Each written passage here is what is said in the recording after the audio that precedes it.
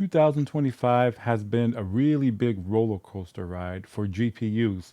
NVIDIA, not that they're panicking, but something's definitely happening. It looks like they're cutting production like 30% for GPUs in the GeForce lineup in order to focus on AI.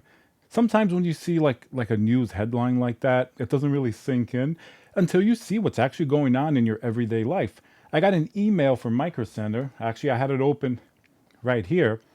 And look at that, $300 off of an RTX 5090.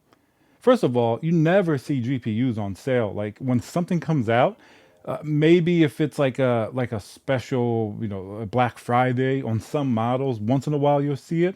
But it's like for just like a regular, 4th of July sale, whatever this was, $300 off. Why is that happening? I mean, I think there's a lot of inventory now, and NVIDIA is looking for a way to move it because let's be honest. Imagine, I was in the Best Buy the other day, and there were two guys looking at GPUs. Best Buy has, a small selection, but they have some. I overheard one saying, "Wow, $1,000 for this GPU," and it was something. I forget what the exact GPU he was looking at. It was something around like a 5070 Ti or something like that. And I mean, that's pretty crazy because like $1,000 used to get you like the highest end. I mean, the 1080 Ti was $699. So $1,000 gets you somewhere in the middle now. And now let's hear a word from our sponsor, VIP-CDKdeals.com, a Windows Pro CD key. Add to cart, you put in code CC20. This will also work on Windows 11. You want to go into your settings in Windows, change and adjust your CD key, click activate, and now let's go back to the video. Imagine if I told that guy if he really wants the best performance available today, he's going to have to spend, over $2,000, $2,500, $3,000, somewhere in that neighborhood. So that Micro Center GPU is pretty interesting. I mean, the original, like the PNY, they did have a model for $1999 MSRP when the GPU came out for maybe like a split second. Maybe a few people were lucky enough to get it, just like the Founders Edition. But then very quickly, every 5090 that I saw during the last few months, if it was ever available, the average price I would say was closer to $3,000. Even $2,799, which is the MSRP listed here that the discount is based off of, I've seen this GPU sell for more in store. So, it's there was even a PNY model at $3,500, which is like the same price as the Asus ROG Astro, which is basically the top end 5090. It's pretty ridiculous, right? Even that top end 5090 shouldn't be $3,500, and the liquid cooled one is even more. I think it got up to like over $3,700. It's not sustainable. If you're like a business or you're doing AI, sure, maybe you can buy a bunch, but for a normal gamer, I mean, just stop and think for a second. Like, even this one on sale right now at $2,500. Imagine, I'm not even being old by saying back in my day, you can buy like a house for $2,500. I'm saying like within the last few years, you guys will remember, like $2,500, you can build a really good PC. You could have gotten something with, a 3080 Ti, even a newer generation, like a 4070 Ti, like an entire system. Now you're talking about $2,500 for basically just the GPU.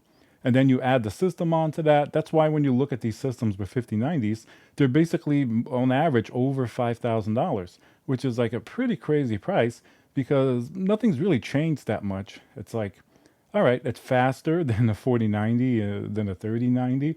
Sure, but there's no new magic sauce that makes your gaming experience completely different. If you change a few settings, you probably won't even notice that big of a difference. I've gone back and forth from playing on a really high-end GPU to trying something in the middle, like a 4070, 5070, and there is a difference, obviously, but in real-world terms, it's not like a night and day difference. You can tweak some settings, sometimes use DLSS, and you'll be like most of the way there for like the game experience. Fact is reinforced by, look at consoles. Like most people have a very good, playing experience on a console. Yes, if it's like a game that needs high frame rates, you will notice it. Like if you try to play Call of Duty on a console, which a lot of people do, like, it's fine, it's great, but you go to a high powered PC, it's like, it's a big difference. You see smoother, frame rates, the graphics are better. Some very demanding games on console, ray tracing and things like that. That's when the high-end GPU really, does its work. So there certainly is a difference, but you can still have a really enjoyable time on the console. Like look at even a game like Call of Duty, you have professional players that play on console. If it was that bad, they wouldn't be able to win, right? So, that kind of proves the point that you can really play on anything. But in that game, even on PC, even if you have a 5090, some of those players just turn everything to low anyway, right? Because it's about the performance of the game, not necessarily enjoying the visual niceties of it. So that's going to be probably what NVIDIA, I don't know if they're going to go up against this, but they are involved in consoles in one way or another. Even the Nintendo Switch 2, which is another example of a, underpowered comparatively, console that does really well because it's well optimized. And, maybe towards the end of the Switch 1, people were complaining about frame rates, like in Zelda and games like that, where it quite couldn't keep up. But overall, still enjoyable console. So NVIDIA, they provide the chips for the Switch, obviously, and then AMD does for the PlayStation and the... So here's where we pivot and we talk about, the 5090 being, $2,500 plus on average at least.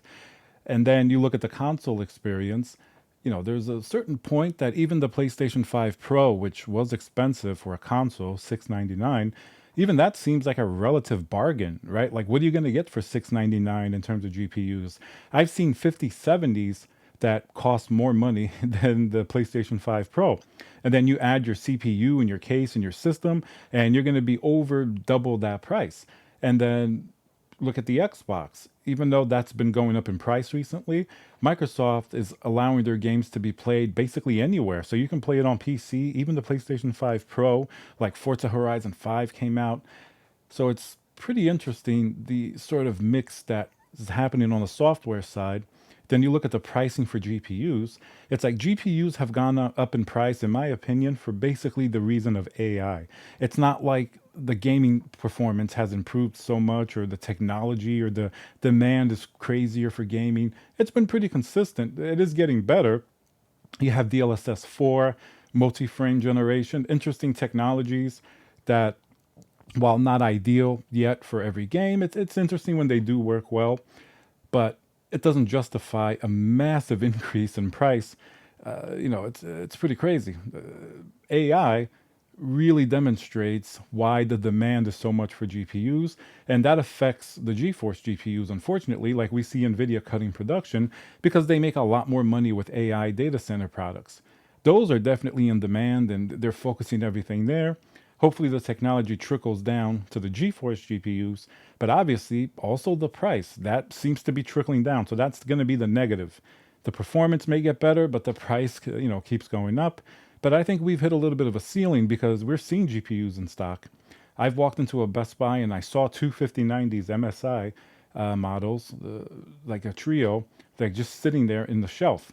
That's, uncommon to see. That means that, nobody wanted to buy those $3,000 GPUs, or at least not fast enough where it wouldn't just sit on the shelf, because that's usually what we would see, it being sold out immediately, right? Or not even be in the store. So very interesting what's happening. Gaming is at a funny place right now because more people are doing it, but there's more options now with consoles getting better. Who knows how the next generation is going to be, what Xbox is going to do. PlayStation is interesting. The Nintendo Switch 2 does its own thing. Even though consoles are getting more expensive, they're still much more affordable than even a mid-tier GPU at this point, like a 5070. So we have to see what's going to happen. Very interesting, though, to at least see there's some inventory now, maybe too much in NVIDIA's eyes. So they want to keep these prices where they are. So they're probably going to make less GPUs. That's just the unfortunate reality. All right, guys, so let me know what you think about the current GPU situation. Remember to subscribe, and I'll see you guys on the next video.